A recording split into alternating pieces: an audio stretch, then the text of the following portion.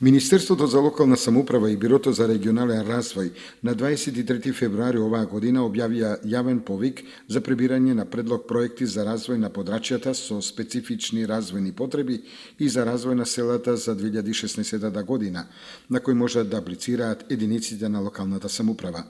Средствата за финансирање на предлог проектите владата на Република Македонија ги обезбеди од програмата за рамномерен регионален развој во 2016 година.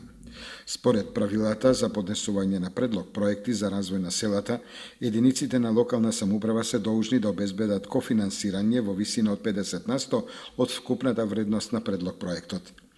Имајќи го во предвид се во ова, општината Кочани се одлучи да аплицира со проектот изработка на основен проект за изградба на локален пат место викано Крушка, село Полаки, за која цел претходно има изготвено проектна програма.